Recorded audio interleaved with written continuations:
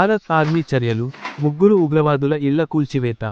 పాక్ ప్రేరిత ఉగ్రవాద కార్యకలాపాలపై భారత్ ఆర్మీ కఠిన చర్యలు కొనసాగిస్తోంది. శుక్రవారం అర్ధరాత్రి, జమ్మూ కశ్మీర్లోని 3 జిల్లాల్లో తీవ్రవాదుల ఇళ్లపై దాడులు జరిపి, వాటిని కూల్చివేసింది. ఈ దాడిలో పుల్వామాలోని యసానుల్ హక్, షోపియాన్లోని షబీర్ అహ్మద్ కుట్టే, కుల్గాంలోని జకీర్ గని ఇళ్లను లక్ష్యంగా తీసుకున్నారు. అధికారుల ప్రకారం, ఈ ముగ్గురు తీవ్రవాద కార్యకలాపాల్లో నేరుగా పాలుపంచుకున్నవారిగా నిఘా సంస్థలు గుర్తించాయి. ఈ ఇళ్ల నుంచి గతంలో అనేక ఉగ్రవాద కార్యకలాపాలు నిర్వహించినట్లు సమాచారం ఉంది.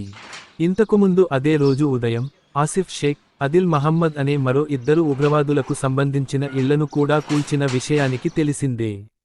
ఈ చర్యలు స్థానిక ప్రజల్లో భద్రతా దళాలపై నమ్మకాన్ని పెంచుతున్నాయి.